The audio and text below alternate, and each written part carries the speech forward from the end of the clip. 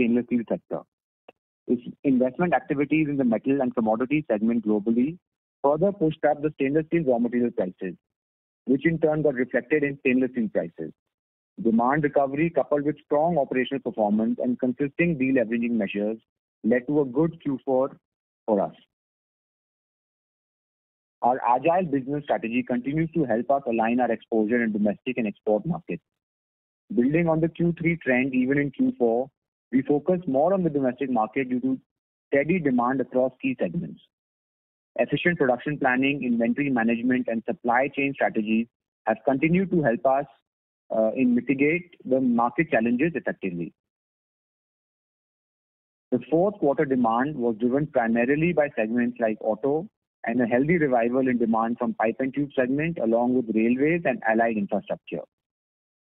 Demand from segments like elevators and lifts and hollowware segment also remains strong and is likely to continue.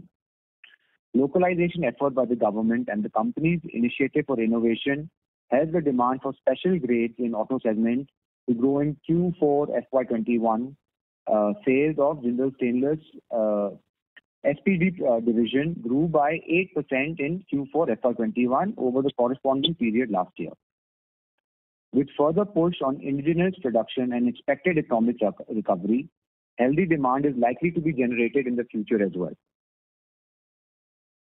On the industry front, as I mentioned, demand has been robust and is likely to remain so with gradual easing of restrictions and with steady vaccination progress in India and other countries as well. On the policy front, revocation of CVD has not been encouraging for the industry, primarily for the MSME segment.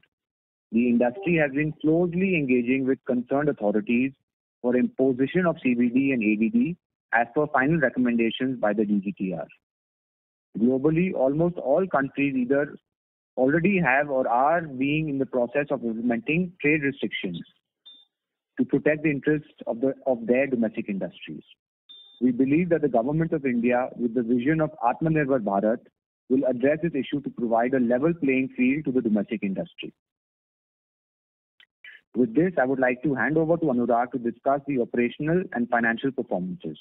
Thank you. Thank you, Abhyuday. Good morning and warm welcome to everyone joining us on the call today. As Abhyuday mentioned, we are doing this joint earning call this time, as the merger process is going well and it will be easier for you to understand the performance of the two companies. We have uploaded our investor presentation on our website and I hope that you have already gone through of the same. Despite many challenges, our performance has been robust in Q4 and in FY21 as well. However, without going into the individual performance, let me give you a holistic view of the proposed combined entity. You all know that COVID-19 has had an adverse impact on our performance as we had shut down our plant for more than a month during Q1 FY21. A strong recovery in demand coupled with our risk mitigation measures, however, helped us in offsetting most of the negative impact of Q1 on the volume and revenue during the remaining part of the year. Our quarterly operating performance has been improving gradually since Q2 to FY21. During the last 9 months till Q4 FY21, i.e. Q2, Q3, Q4 of FY21, the combined pro forma revenue grew by 17% YOY basis. On a standalone basis, the pro forma combined revenue of FY21 is seen at rupees 19,175 crores. Strong business sentiment, improved pricing backed by increasing raw material prices in our flexible business strategy as narrated by Abhyuday has helped our EBITDA performance. For the last 9 months of FY21, including Q4 FY21, the pro forma combined entity EBITDA surged by 52% year on year. For the FY21, the standalone pro forma combined EBITDA stood at 2,408 crores, which is an increase of 20% over FY20 on full year basis. I am pleased to inform that our continuous and focused approach, we now have a robust balance sheet. Despite COVID-induced challenges, we have done accelerated and efficient deleveraging and reduced our external debt by 1/3 over last 1 year. This helped us to bring down the pro forma entity debt equity at 0.5x at the merged entity level, which is one of the best in the metal sector.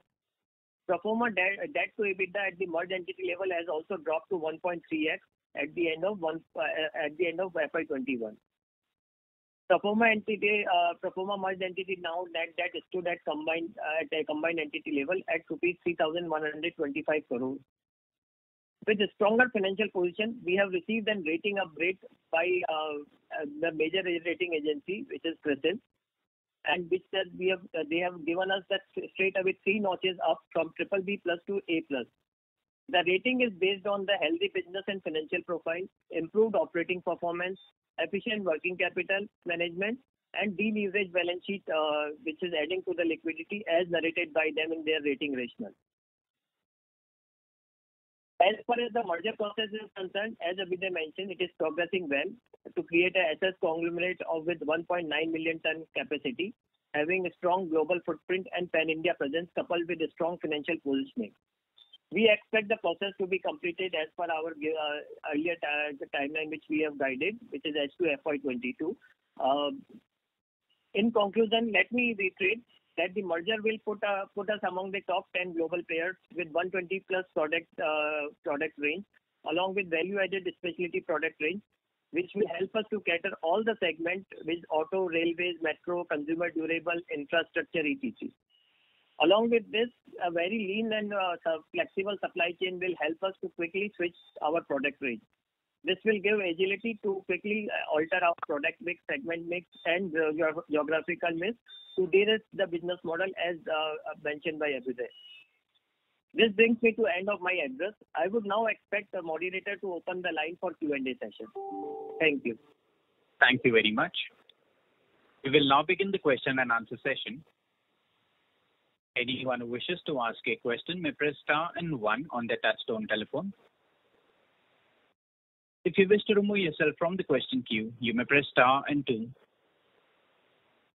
Participants are requested to use handsets while asking a question. Ladies and gentlemen, we will wait for a moment while the question queue assembles. The first question is from the line of Amit Dixit from Edelweiss. Please go ahead. Yeah, hi. Thanks for taking my question. And at the outset, I would commend you for laudable efforts towards COVID-19. Really very, I would say, helpful. I have 3 questions. The first one is on your EBITDA per ton guidance. Now, we had been given the guidance of 14,000 to 16,000 rupees per ton. But in last 2 quarters, we have exceeded that guidance, particularly in Q4. We have exceeded it quite a bit. Now, first, what are the key drivers of this, outperformance, and whether in light of the stainless steel prices currently and outlook, would you be revising this guidance in FY22?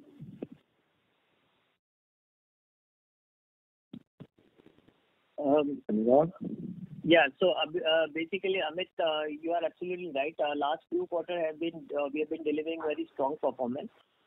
So overall, year-on-year basis, we would still not say that we will be continuing all the quarters at the same, because there would be some up and down cycle which could always be expected.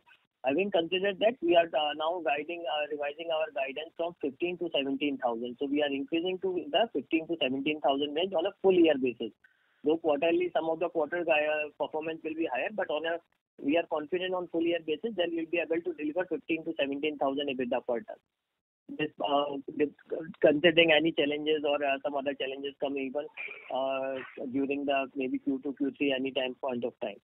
But we would always like to meet our guidance in terms of what we are trying to guide to the market. Okay, fair enough.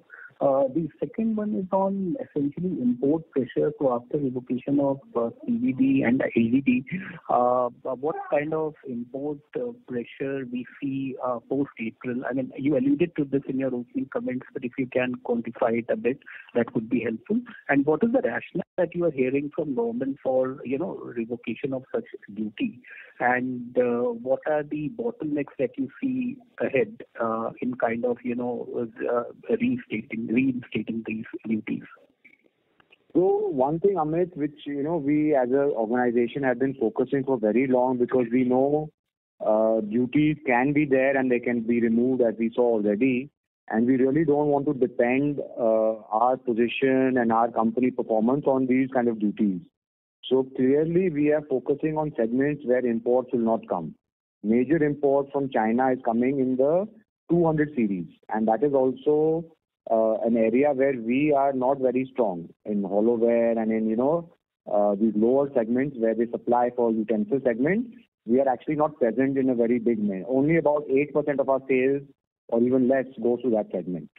So we are not drastically impacted. There is obviously sentimental pressure, I will say, but in terms of the segments that we focus on, and because of our strong position and our unique supply chain that we've created, imports, we don't see it becoming such a big challenge. It's more sentimental that these pressures come, but we focus more on industrial segments where approvals are required. We're focusing more, auto segment now. Railway has picked up again, which anyway we have a major market share in all these areas. So that is going to continuously become and going to be our focus in the coming years as well. Okay, and what was the idea? Yeah, so the question was that you might be discussing with different ministries and also what kind of rationale you hear from them in the first place, because if it is harming MSME segment, I'm sure that might not be the intention of government to go for revocation of these duties.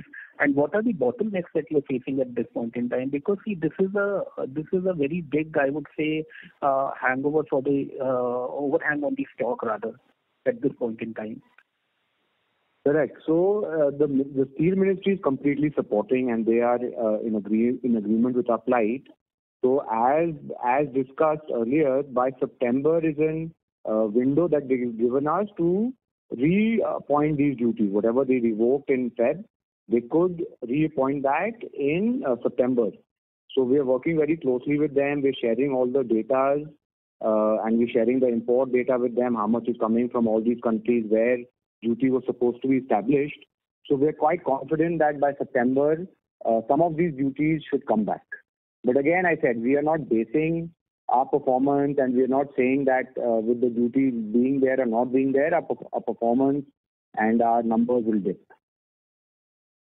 Would you have handy the data on imports post-April, or I can take it from Gautam and post the call? We'll share that with you. I'm not exactly, it's not there with me at the moment, but I think Gautam, please share that with Amit. No problem. The third and last question is on essentially, the demand side, particularly in domestic market.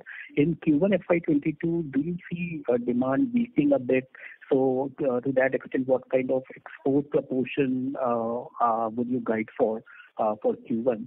And since you have reduced production to supply oxygen, would it impact your sales volume as well in this quarter? Mr. Sood, you can take that one up, I think. Yeah, okay, I'll take that up. Good morning, everyone. Yes, just to start with the first question. The oxygen, what we are supplying to hospitals and for medical purpose, is not impacting much our operations, because what we are supplying is liquid oxygen, which is roughly 3 to 4% of the total oxygen we are producing. The gaseous oxygen we are using in the segment, and it is not impacting at all. Second thing is in the Q1, yes, just to be on the safer side, we see that demand can fluctuate from the domestic market. We are keeping slightly more of volume for exports, and export volume used to be about 15%. We are targeting to take it to 20%, just to be any risk from the lower demand from the domestic market. What was the third question, if I could? No, so the question was that, no, it's fine, that's fine. The question was that what kind of, volume can we expect in Q1 FY22? See, Amit, Anurag here. Let me pitch in one thing here. I think as we mentioned that we would be flexibly playing because we have developed now our supply chain and production lines in such a flexible manner. So depending on the demand and product range, we'll keep playing between the geographical mix also between export and domestic market. So as Mr. Sood mentioned, when we saw some of the initial surge in the COVID cases, we were not sure whether nationwide lockdown could happen. We actually increased some of our export mix in the booking at that point of time so that our volume remains on track. Overall, I can tell you, I think rather than looking quarter on quarter, we are saying that let's look at FY22. I think our export volume, given the current outlook, should remain in the range of 15 to 20%. And what will be the total volume like in FY22? Anything you would like to say? We are targeting a volume growth of around 20% plus as compared to FY21. So we should have at least 1.7 plus 7 million ton at a combined entity level together. Yes. Okay, fair enough. I have more questions, but I'll get back in the queue. Thanks and all the best. Thank you. Thank you. The next question is from the line of Ashish Kejriwal from Centrum Broking. Please go ahead. Yeah, hi. Good morning, everyone. Thanks for the opportunity. Only one question from my side. All others have been answered. What's up? We have not divulged any details yet on capex. So one is on that. Are we seeing any delay in that because we are already getting delayed on capturing the market share, maybe? Or one is on that, and is there any possibility of inorganic expansion also? Thanks. Abhiday, shall we go ahead, or do you want to answer? Yeah, I can answer a little bit. So basically, capex plan for the next 2 years is to the tune of around 3,000 crores, and mostly this will be through internal accruals. And this year, the outflow that we are planning is to the tune of around 1,100 to 1,200 crores only. This is mainly to double our capacity, and we will take it up currently from not double, but it will increase by 0.9 million, I can say, our melting capacity. So from current levels of 1.9, we'll be going to 2.8 million. And we are also increasing our hot rolling and cold rolling capacity as well. And in terms of delays, there are no major delays. There is little hiccups because of, these lockdowns that are happening. But the kind of systems we have put in place and the kind of operating leverage and the bases that are all been created, we can recover this quite fast as soon as things normalize by June, I feel. So have we started ordering, or we will start ordering from June? We have already started ordering. Okay. Secondly, on inorganic expansion, too? Any plans for that? Yeah. Yeah, Ashish, sorry, go ahead, Abhiday, go ahead. I think I didn't hear. No. From inorganic expansion point of view, definitely there is nothing on the table as of now, but there are few assets that we will definitely look at when Salem, if and when Salem comes up for sale, and there are further smaller assets which will only add to our value chain. We are not looking at, acquiring anything outside our business or some other asset like that, but stainless steel assets which add value to our business, we'll be looking at that as and when time comes. But as of now, there is nothing major on the card. Anurag, has anything to add to that? Yeah, no, I think you have answered. So that's what, Ashish, depending on, as you know, there are limited assets which are there, but we keep evaluating. And if we like something at the right price and which could be more EBITDA accretive to our business, surely we will look at it. So as Abhiday mentioned, we have really structured our balance sheet in a way that technically, if you see our debt repayment, scheduled debt repayment, we have actually repaid so whatever debt reduction we have done very strategically. We have prepaid our FY22, FY23, and we are right now in the process of even paying FY24 installment. So FY22, we have only between at the merged entity level only 76 crore of the scheduled debt repayment. So technically, we don't have any of the debt servicing obligation remaining in FY22, and similar is the case with FY23.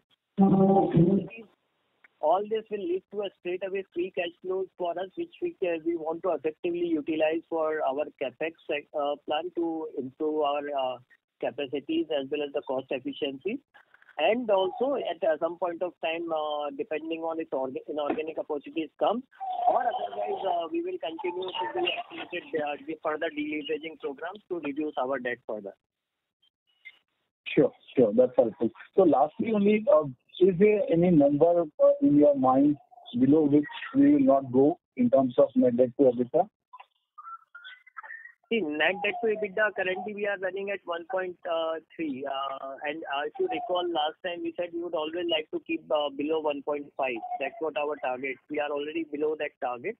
And we continue to be maintaining. Obviously, our endeavor to keep it further down. But I think guidance-wise, we'll always like to keep it much below 1.5. Okay. So the reason why I'm asking is the kind of volume guidance or EBITDA carbon guidance which we are giving and the kind of organic capex plan which we have. In fact, there are enough rooms for us to further deleverage balance sheet unless and until we go for any inorganic expansion. Absolutely. Absolutely. Perfect. Yes. You answered it well, in fact, Amit. So if there's no inorganic growth opportunity, as I mentioned, deleveraging will continue to accelerate it, please. Sure. Thanks, and all the best. Thank you, Ashish. Thank you. Before we take the next question, a reminder to the participants, please limit your questions to 2 per participant. Should you have any follow-up, may we request you to rejoin the queue. The next question is from the line of Bhavin Chheda from Enam Holdings. Please go ahead. Good morning, sir, and overall, congrats to the management team for excellent turnaround in both the companies, and I think the merged entity is looking much more stronger. So few questions. I think first on the margin guidance, which you said 15 to 17,000. If I heard correctly, you're building in conservatism for the second half, right? The current margins, despite the anti-dumping not being levied, are running strong, but you are building some conservatism for second half, right? If I heard you correctly. Yes, correct. I would like to look at this way. We are right now just probably 1.5 months in the new financial year. Yeah. And the guidance which we would like to give, it's not that we keep revising, as you know, consistently last 2 years. In fact, when nobody was knowing even COVID will come, we still, even despite the COVID, met our overall year guidance. So it's not that we would like to come back suddenly with the external and giving excuses to the external factors suddenly and say that, okay guys, now COVID has happened and my guidance gets reduced to this. So if you recall, even last year FY21 guidance, we still maintained despite the COVID, even in our Q1 call itself, that when outlook was looking very bleak. So frankly, we don't know how the things will pan out. Considering all these factors, I think obviously we would like to maximize the EBITDA, as Abhiday mentioned. That's what our target in terms of the operating efficiencies, kind of flexible supply chain which we have planned. But I think I think we should have a guidance at 1.5 months within the financial year with the 15 to 17,000 on an overall year basis. Oh, sure. That's a healthy number. Second, on the capacity debottlenecking plans from 1.9 to 2.8 you mentioned, so I believe that would be in a phased manner, and yes, then any timelines of when incremental 0.3 or 0.5 million will start kicking in? How are you phasing this out? Mr. Sood, you want to answer, sir? Yeah, I will take this. Just to answer this question, we would be commissioning the entire project by September 2022, and then there will be natural ramp up of the production facilities, and by March 23, we should be attaining the figures what we are giving, 2.8. Okay. So you're saying September 22 roughly when we complete this project. And you said you are increasing hot rolling and cold rolling to any number to hot rolling and cold rolling capacities from? Yes, we are expanding. Yeah, as you must have noticed that we are expanding our steel melting shop capacity by almost 0.9 million ton. So we would be actually implementing the similar kind of hot rolling capacity implementation plan as well. So it will be putting up relating capacity. Mr. Then- Just one second. Sorry. So, Bhavin, as we said that we are in the process of and started gradual ordering. I think give us a quarter's time and we will come up with a firm way how we will be doing the various play, because we are still in the midst of negotiation and the process. But as Mr. Sood mentioned, that's what our targeted timeline overall. So I think by next earning call we will be able to give you more firm detail what kind of capacities and what kind of equipment we are getting into. But just to give you the number, the matching HR and the CR capacities will be added in this phase. Okay. The matching CR also, because I believe CR won't be equivalent to the HR right now also. Today we are at around 50 to 55% of CR capacity of melting, and it will remain so after this entire capacity expansion. Sure. And any update on a couple of our subsidiaries? Mainly we have a CR mill in Indonesia. What's the update there? How it is operating? What the profitability there? That's one subsidiary. And other is the Jindal Lifestyle, how it has been doing and what are the plans there? You would like to take it up? Huh? Yeah.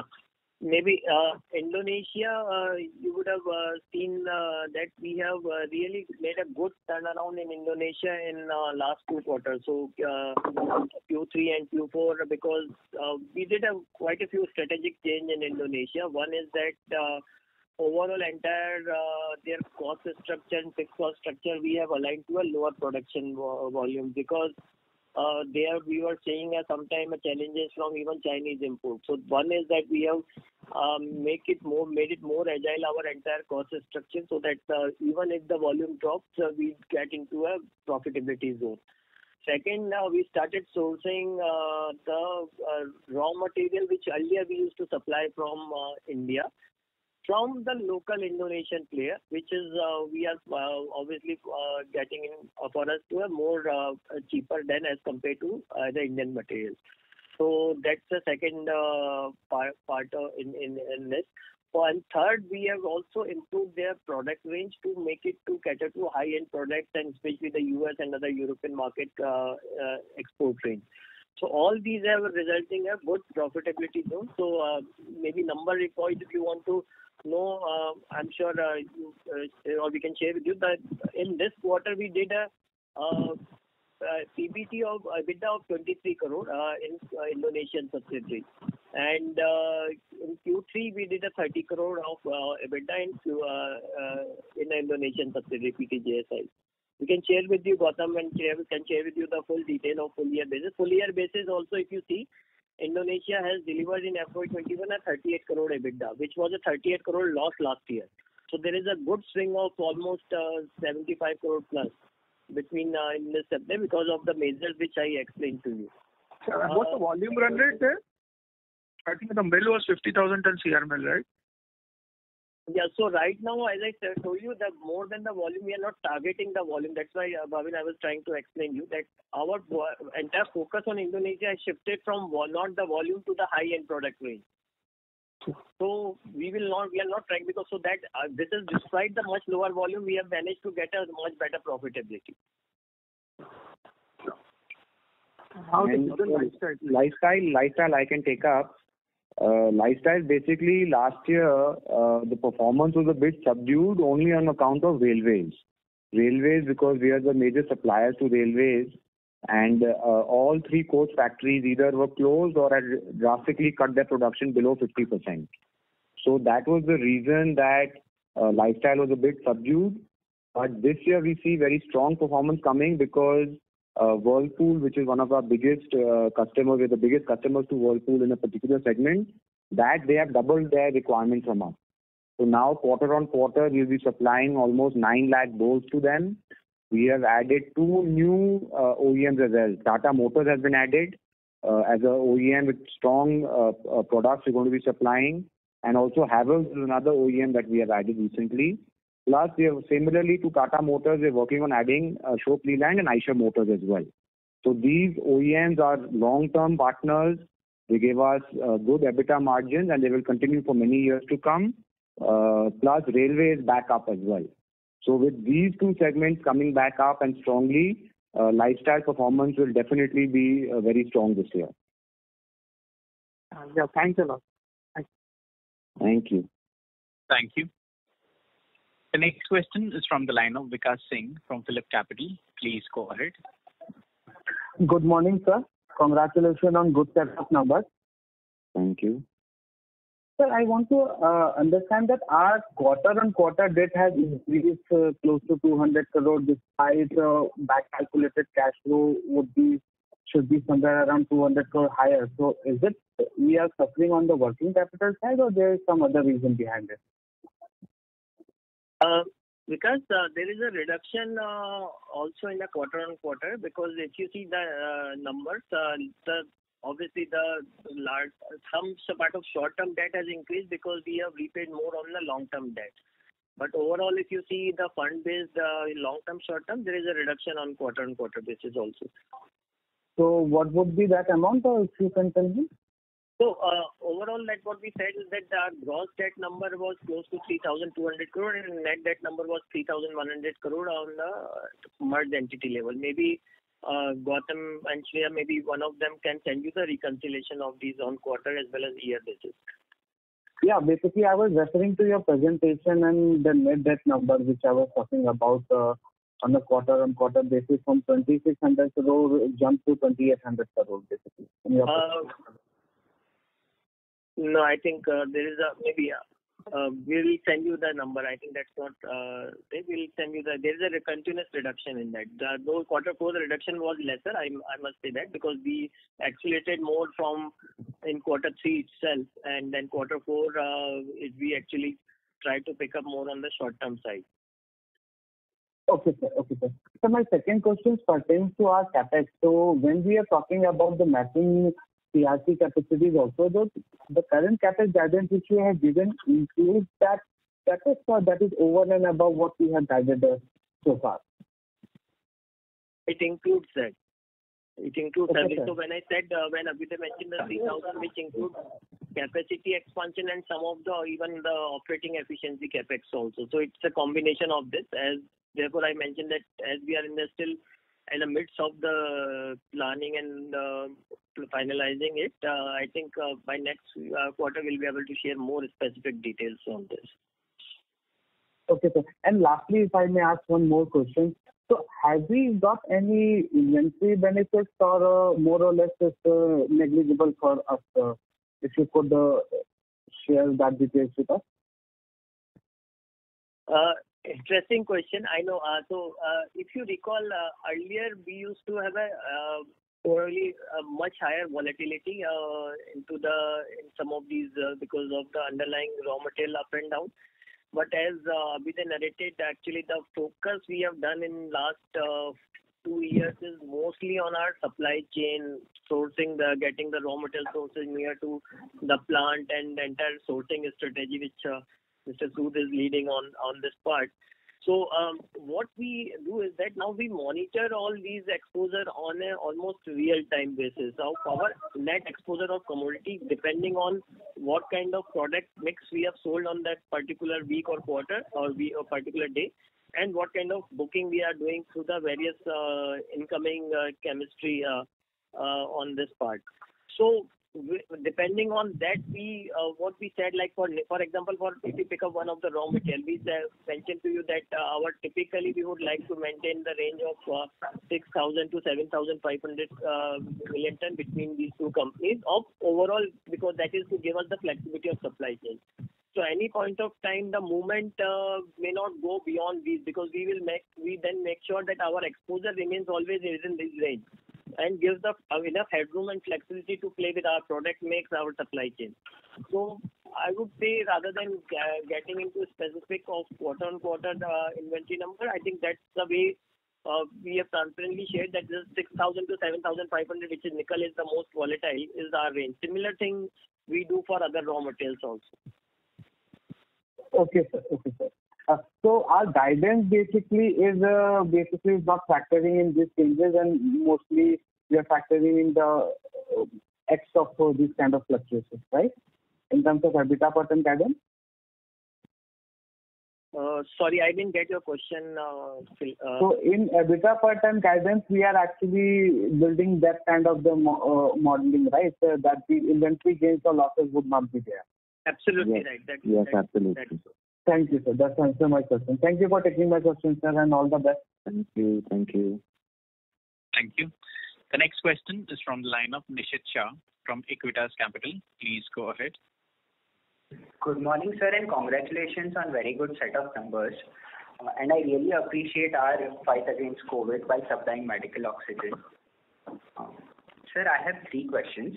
First question is, I recently read that ferrochrome prices have gone to 80,000 because of lower demand from stainless steel players. So how much our production is impacted because of the second wave, and how much do you see that for the industry?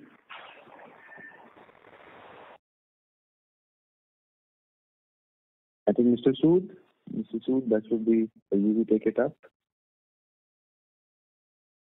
Yeah. I just could not hear it. I have some network problem. Can you On the ferrochrome prices. Ferrochrome prices have gone down to 80,000. Yeah, better if Nishit, you only repeat your question. Yeah, sure.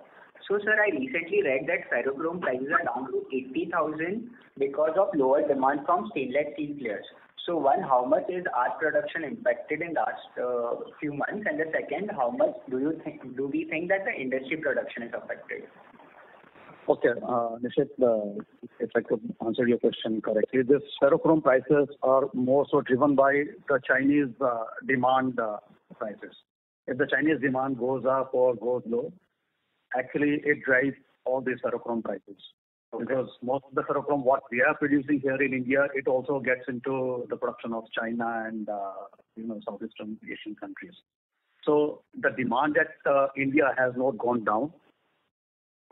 I'm not sure I am audible. Yes. Okay. Yeah.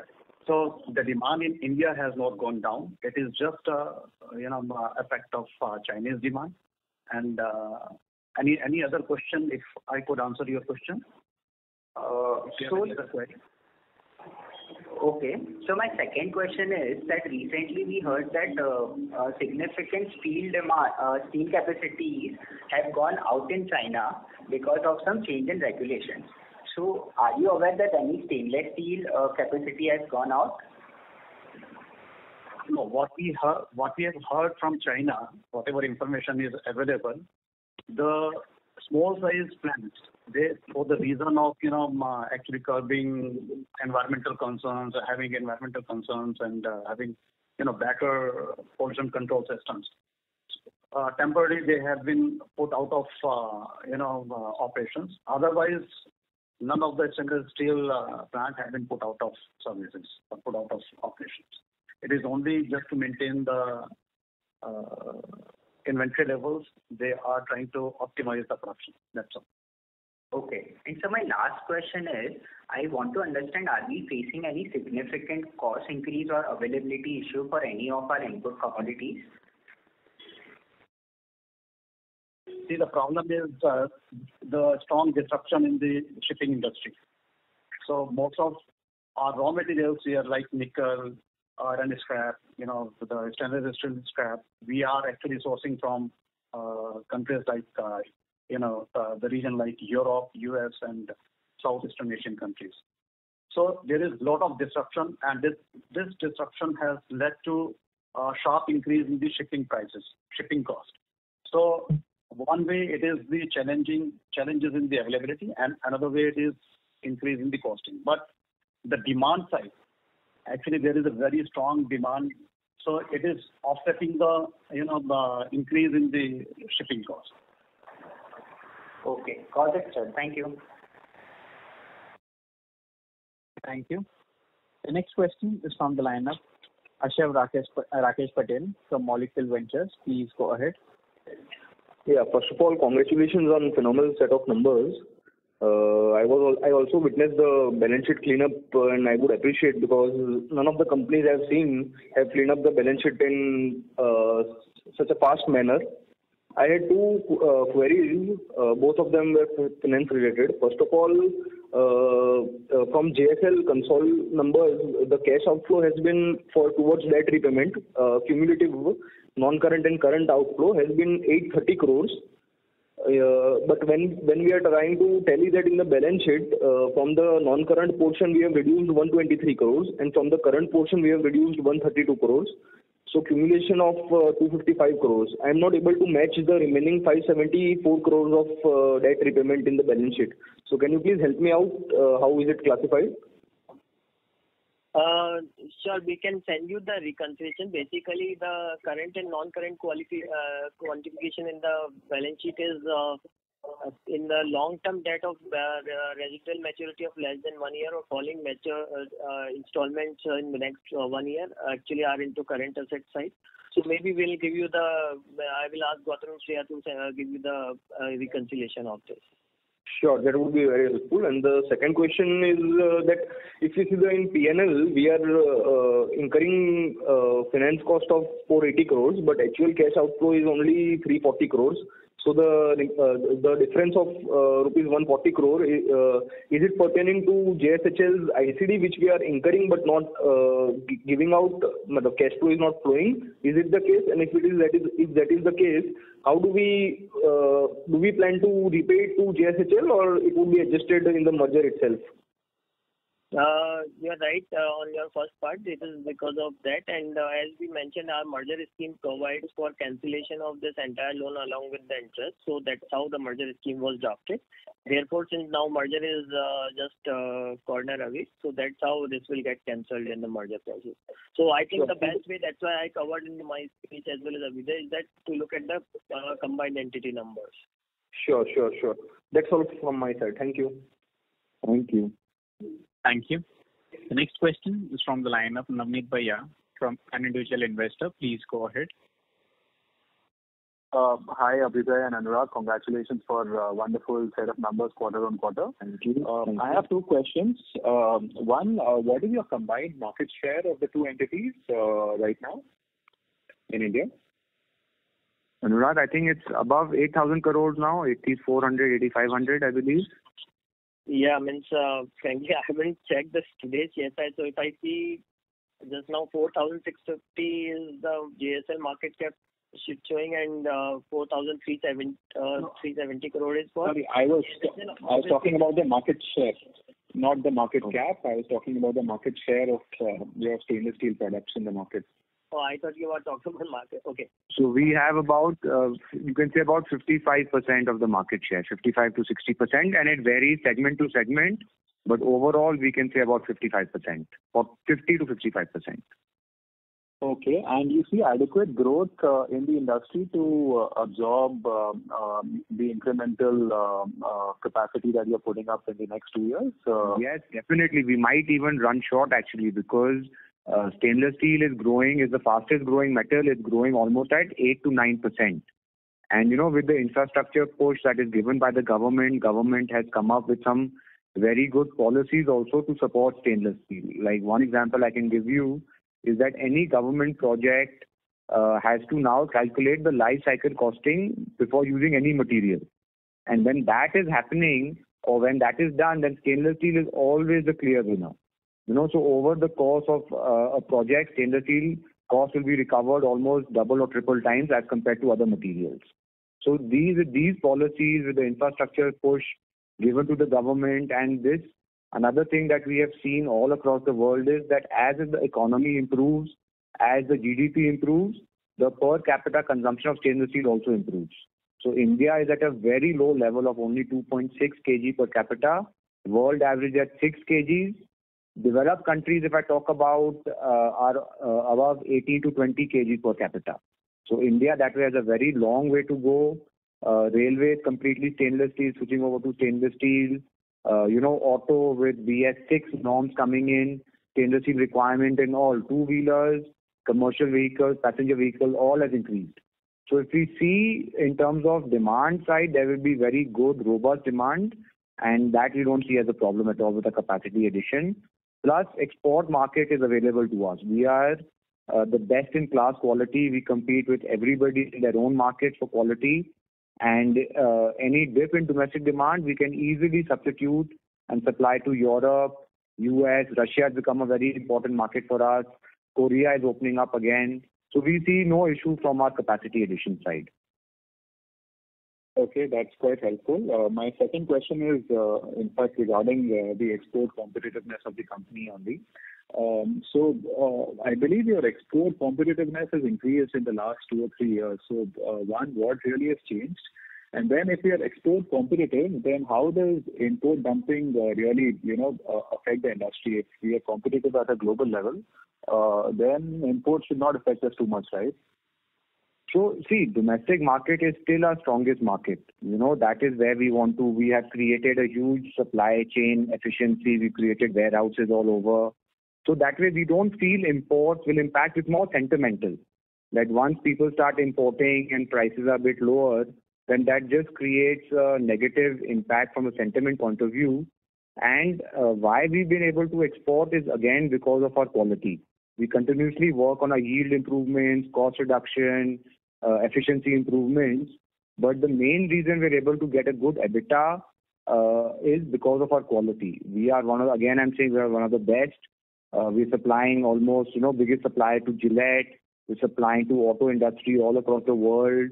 So that is the main reason why we're able to get good EBITDA margins. And people don't treat us like Chinese products. If a Chinese company has to go sell in Europe or US, they really need to cut down their margins, really need to cut down on the price because they don't meet the quality standards. But because we meet the quality standards, we have a robust system in place. That is why they end up giving us that margin as well. Okay, so ex of China, what would our rank be globally? Ex of China? In terms of stainless steel production, we are number 2 in the world actually. After China, India is number 2 now. No, Jindal Stainless you mentioned the combined is among the top 10 global manufacturers. Top 10. Combined entity will be in top 10. So ex of China, if we remove Chinese manufacturers... Ex of China, we'll be in top 5 then I would say. Okay. And our export EBITDA is comparable to our domestic EBITDA on what we sell in exports, or is it lower or higher?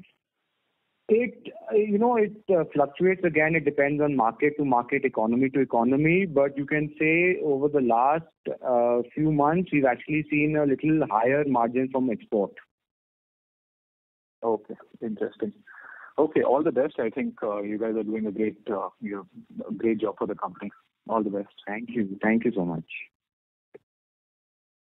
Thank you.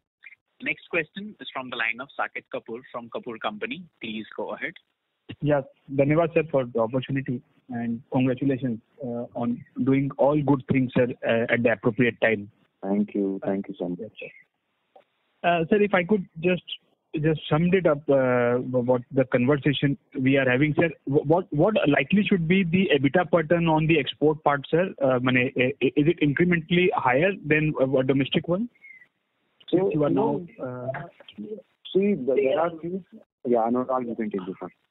Yeah, Saket, basically, we have given a company-wide guidance as of 15 to 17, and as we mentioned, we want to keep a flexibility between our export mix and domestic mix depending on the margin. So, since we have our very flexible product range and flexible production lines, we will always be trying to keep push to our products in the market where we at that particular time gets a better EBITDA. So it will always be keep moving. So it's difficult. So like for giving the example of the auto two-wheeler, probably in FY19 they were not having a good profitable margin business. But when the first lockdown opened, we saw that the auto manufacturers were ready to give a better price. So we actually pushed into auto or in India itself, and then we reduced our export. Similarly, but even in Q1, when Indian market was slow, we actually pushed mostly into the export market because Europe and Russia was giving a good margin and taking a good offtake. So I think that's the way to look at it. Overall, let us manage the mix between these two. Overall, we said our guidance is 15 to 20%. What we are looking at as a mix. As Abhyuday mentioned, our priority will always be domestic market. That remains for us. And overall, we will be able to give a share on a combined basis of 15 to 17,000 of EBITDA per ton. Right, sir. So now with the serious exercise of debt reduction that has happened, what should be the absolute finance cost number, sir, for next year? Just a ballpark number. We have seen a significant reduction for this year, and now going on, and with this rating upgrade also, sir, we should be looking for revision in the rates downward also. Yes. So next year, interest cost should be less than 400. In fact, it should be somewhere around 375 crore number. And because we will be targeting that, so that's almost 40% sort of further reduction in our current cost. It's a combined one, 375. Combined one. I'm talking about combined interest cost. Okay, and it's a reduction of 40% from this current year numbers. Yeah, close to 40%. It will be, I can tell you that if you see. I'll work out the math first. No, not an issue for that. And sir, as you told that we are managing the inventory by in the best way. So, sir, just a ballpark number on an year-on-year basis, how has this inventory gain or loss played its part for the last financial year? If basic understanding you can give, just to understand the vagaries we used to face earlier, and now with the changes the team has done, what should be the likely number on an year-on-year basis, sir? How has the inventory movement attributed to the P&L? Saket, as we mentioned, the EBITDA guidance which we are giving, as Abhyuday mentioned, obviously will be considering any of the volatility which we keep getting. We never know what kind of volatility. So that's how we should be looking at the numbers. Right. So lastly, small points. So one is in the how are the prices for the so I think the stores and the spares has seen an inflationary trend Q1Q. So what factors have attributed to it? And so and currently, sir, how are the graphite and the ferrochrome prices faring, sir? Maybe Mr. Sood, you want to take this question? Yeah. The store and spares, I would say there has been a very tight control over the inventories, and this is being reflected in the balance sheet. You have seen the numbers. And about the graphite electrodes, Saket, graphite electrode has been steady at around below 300 rupees per kg level. And in future also we see it is going to remain so. So I think that was the last question of graphite electrode you asked. Okay, sir. And lastly, sir, since now the pro forma basis we are giving us the presentation, it would be more comforting for investors if we get subsidiary updates also separately in the presentation, mentioning the volume, the EBITDA numbers, and the significant highlights, which as Abhyuday sir has highlighted about the Whirlpool story. So if that would also be just that's a good point. Gautam, please take care of that in the future. I agree with Saket. Yes, sir. That would be really very helpful. And sir, for the capacity expansion part, sir. Okay, I just conclude. 1,100 crore capex which we are doing, the entire amount will be spent for this financial year itself, sir. I just missed, and when the capacity will come in, sir. Susta was telling me, but I missed that. Capacity, it should be commissioned by September of FY23, I believe, right, Mr. Sood? Yeah, the total plan, Saket, is not 1,100, it is about 3,000 crores. And this year, the guidance is 1,100 crores. Partly, we are going to spend towards that capex. Okay, and this commissioning of this new project will start coming up in September 2022. Okay. There will be no commissioning for this year. 1,100 will be spent and capital work in progress on this. No, not for this year. Okay. Right. Thank you for the. Thank you. Thank you. The next question is from the line of Chetan Shah from Abacus Asset Management. Please go ahead. Yeah, hi, sir. I have a two quick questions. One, in terms of the capex, if you can give us any, does this 3,000 crore also include the capex we will be doing in our subsidiary, or that separately over and above this? Sorry, Chetan, can you repeat your question again? Yeah, so I'm just trying to understand that this 3,000 crore capex which we talk about is our parent entity. Is there any plan to do any capex in our subsidiary, both in terms of Indonesia and lifestyle entity. If you can give some flavor on that. See, Chetan, let me say that this 3,000 is, as we said, it's still probably in a planning stage. It's not a firm number. It's not a rounded off number, something like that. Because we get an approximation range, as we have been saying, that approximate this could be the capex, but it will be phased out into payout will be phased out in 20 to 24 months. Subsidiaries may also do some of the smaller capex, but considering this, like Indonesia may not be doing much of the capex this year at least, but still they may be doing some of subsidiary, no major capex for this year at least. Yeah. Sir, my second question about this new capex or new capacity of 0.9 million ton. Will our focus be more on a better value-added product? So I'm just trying to understand that if my current capacity of 1.9 gives us on an average 15 to 17,000 rupees of EBITDA per ton, can my new capacity give me on a higher side if everything remains steady and it has a better return and a cash flow opportunity vis-a-vis our existing one, or I'm thinking like too much ahead of time? So just to get your sense on that, please. So see, in terms of because of our again strong fundamentals, continued focus on cost reduction, and our strong brand name that we get, we definitely feel we'll be able to maintain this EBITDA totally if continuously we are focusing further on cost reduction, yield improvement, which should happen, more use of liquid ferrochrome, better, cheaper domestic raw materials if we get, then definitely we'll be able to get a higher EBITDA margin as well. So, market is growing very strong and segments are growing strongly as well. And then I don't see any challenge in maintaining this EBITDA margin at all. So just one last question and maybe a small suggestion. If you can do it in our annual report of the merged entity, if we can articulate our dividend policy, because we are kind of out of the woods and no major financial burden in terms of utilization of cash flow which we will generate, and also in terms of our future capital expansion. If you can give some sense on what will be our dividend policy going forward, this will give us some confidence as a shareholder and also idea that how the going forward the cash flow will be utilized at an entity level. If you can throw some light on that. That is definitely on the card for us. From the merged entity, we would like to pay out some dividend. So Anurag, if we can incorporate yes, that. so maybe it's as Abhiday mentioned, and it's a good thing. That's what we will do once we get to a merged entity balance sheet. Once the merger is complete, I think we will surely look into your suggestion and incorporate that.